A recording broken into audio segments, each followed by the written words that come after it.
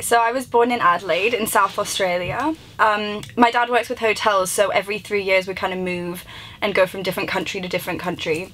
So after Adelaide, when I was a baby, we went to India, and then we went to Japan, and then Malaysia, and then Singapore, and then Bali is like where I consider my home because I've been kind of based there for 10 years in Indonesia. But when I was 15, I was like, this is a tiny island, I need to leave. And you kind of meet all the other kids that you know and you want different adventures. So then I shipped myself off to Adelaide again, and I started working as a kids entertainer when I was sort of at high school, because I was like, well, what's a job where you can have pink hair? And I was like, probably being a professional fairy. So I tried to do that, but obviously no one really wants to give you a job as a professional fairy because they think it doesn't exist. So I lied on my CV and said that I was a professional, and no one replied to me except for this one woman. And she was like, oh, okay, come in for an interview. Well, I thought it would be an interview, but the interview was actually hosting a party with 27 kids, and I didn't have anything to do. So I just showed up with like some face paints and a wizard hat, and I was like, yes, I'm a professional wizard. And then I managed to get through the party and actually get the job from that because she believed that I knew what I was doing. And then from there I was kind of like working and doing high school and stuff. And then when I was 16, I came to London for the first time, and this is weird because it's the reason I moved to London, was because my dad took me here, and I went to a rock concert and he took me out, and I remember standing in the front line of the mosh pit, and I saw this guy with red hair, and I just fell in love with him, even though I was like a little 16-year-old, like a little trashy 16-year-old in my like gold boots, and I was like, oh, hello.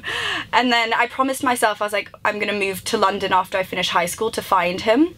So I kind of finished high school up and I went traveling around the world on my own for like, I don't know, 3 months, I guess, which was really stupid because I'm really bad at crossing roads, and I don't really know how to walk properly, and I always fall over.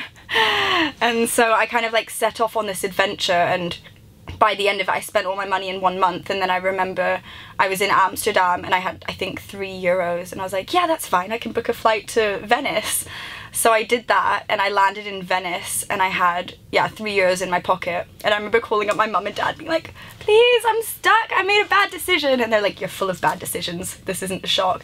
But and then I was like, yeah, can you please transfer me money because I'm literally stuck and I'm gonna have to sleep in a bush. And I went and I found like a really good bush, but then as I was kind of like curling into the bush, I heard this like this little whistling weird clapping noise to my side, and there was like this weird little Italian man sitting in the next bush, and I was like, we're not gonna be bushmates, like I don't want to do this.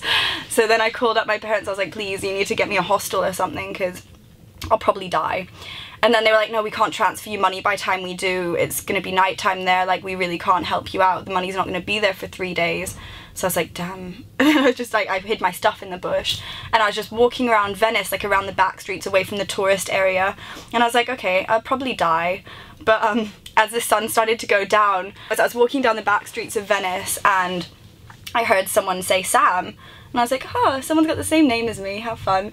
And I looked up and it was 2 of my high school friends from Adelaide, like just completely randomly on the weirdest area of Venice in one of the back streets, and they're like, oh, what are you doing here? And I was like, well, I'm kind of homeless and confused, and I really want some ice cream and I'm really hungry. And then they were like, oh, well, why don't you come to our hostel, because they do this thing where like they feed the people who are staying in the hostel, so they're like, just pretend that you are staying there. I was like, yeah, I can probably blend in easily.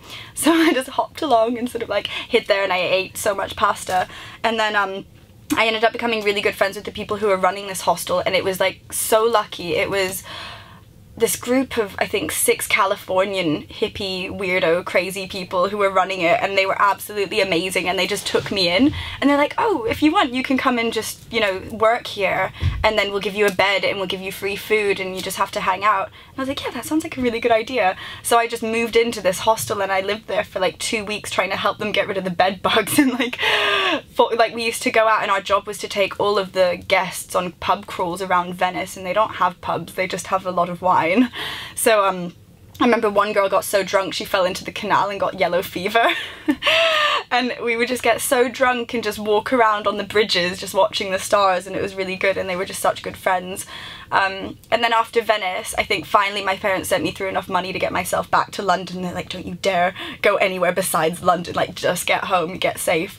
And so I remember they picked me up from the airport when I got back on the flight, and I was just like such a little disheveled, unwashed thing, and they were like, Sam, come on. And they took me home and like loved me and fed me. I was like, thank you. And then yeah, that was that was sort of it. And then I kind of settled into life in London, and I was like, okay, I need to do something now. The reason I moved to London was to go to business school and study economics and finance. I studied really hard in high school, and you wouldn't kind of believe it looking at me, but I was like, you know, in the debate team, and I was in, you know, higher level business and accounting and economics, and I wanted to do that. I wanted to go to Cambridge or Oxford. That was always like my plan. So I moved over here and I got into like Durham and LSE and all these economic schools, and I kind of went to the open day where they're like, yes, come to our school, we want you here. And I sat down at the back of the lecture theatre, and they were talking about all these internships you could do, like, you know, you can work for this bank or here and it's going to be amazing. And all the other kids around me were so excited, and I was like, I would rather like chew my own arm off while not even having a painkiller. Like, I would rather just do that than do any of these internships. So then I kind of realised it probably wasn't for me, and I dropped out of it. And then I was kind of like pottering around for 6 months, freaking out because I declined all of these offers, and my parents went crazy at me. They're like, how can you do this? What are you planning on doing? And I was like, well, I want to be a fashion designer. And then I realized that I really hate fashion, and I hate the people who do fashion, like as a general term, you know, they're all kind of judgmental, or I found it that way. And then I met these people who, well, I met this amazing woman who's a costume designer, and she kind of told me about that avenue. So I kind of started thinking about it. I was like, oh, maybe I can do costume design. In the meantime, I was still doing my kids entertaining as like a fairy or a princess or a superhero on the side, and that was really fun. And then yeah, I decided to do costume design, so I worked really hard, and kind of now I do that as a job, and I've done like a few little movies, and it's been really fun because you kind of live in this little weird world in your head where you can just think about sparkles and wings and like how you can dress up and make things really interesting and give character to things, which is, I think, something you lose with fashion design, because it's kind of, I don't know, I feel like anyone can wear a black t-shirt and it doesn't say anything about their character. And when I was looking into doing fashion design, they were like, how are you going to make the most money? How are you going to be the most successful? And I don't really care about money. I wish I cared about money. I wish I was one of those people who was really, you know, money driven and like, yes, you know, I'm going to be a billionaire, but I'm quite happy as long as I've got like a sandwich every now and then.